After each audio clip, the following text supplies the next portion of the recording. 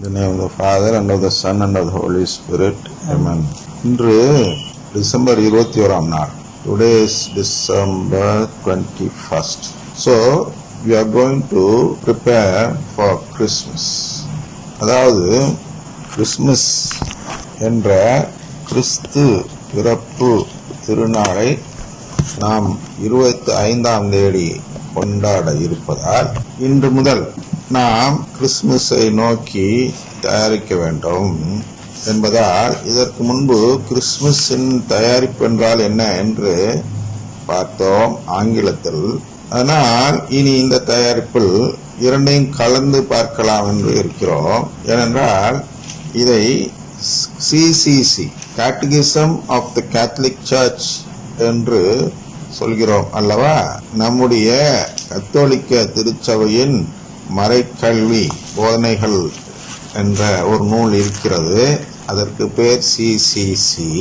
அந்த நூலில் அனைத்து கோட்பாடுகளும் ஒருங்கிணைக்கப்பட்டு போதனைகளாக அது எண்கள் அடிப்படையில் நம்பர்ஸ் கொடுத்து, அதாவது எப்படி விவிலியத்தில் நமக்கு ஒவ்வொரு வாசகத்திற்கும் ஒரு வசன எண் இருக்கிறதோ அதுபோன்று இங்கே போதிக்கப்படும் போதனைகளுக்கு, அதாவது மறைக்கல்வி போதனைகளுக்கு எண் கொடுத்து இதிலிருந்து யாரும் பிறழக்கூடாது, இதற்குட்பட்டுதான் போதிக்க வேண்டும் என்று திருச்சபை நமக்கு ஒரு நூல் கொடுத்திருக்கிறார். ஒரு புத்தகம் அல்லது அது என்ன ஒரு திருநூல் என்றும் சொல்லலாம். ஒரு புனித, அதாவது உயர்நிலை அப்படின்னு வச்சுங்க. புனித நூல் திருநூல்னா உடனே நீங்க விவிலியத்தை தவிர வேறு இல்லை என்று நினைப்பீர்கள்.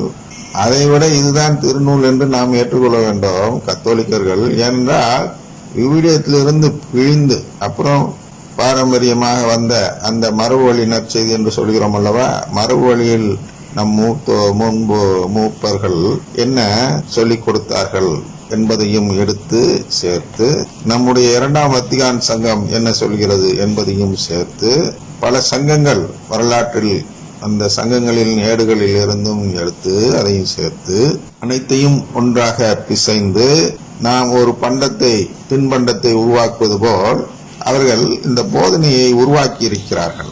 எனவே நாம் இதைதான் கடைபிடித்து வாழ வேண்டும்.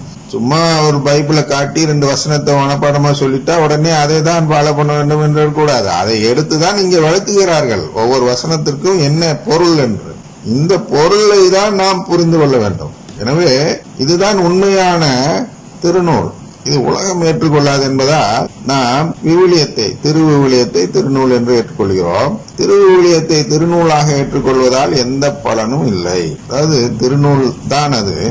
ஆனால் அதை நீங்கள் நேரடியாக வாசித்தால் அதில் எந்த பலனும் உங்களுக்கு கிடைக்காது. ஏனென்றால் எல்லாமே உருவகம் மறைபொருள் என்றெல்லாம் பார்த்து விட்டோம். எதுவுமே அங்கே தெளிவாக உடைத்து கூறப்படவில்லை.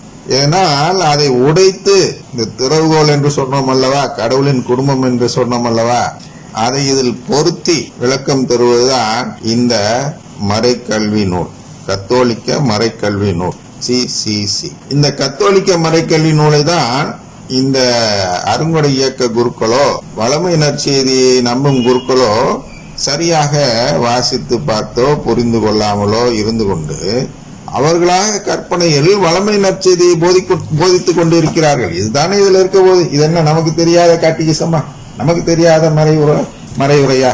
நம்ம வடிவேலு ஒரு படத்துல இதா இருப்பார், வக்கீலா இருப்பார்.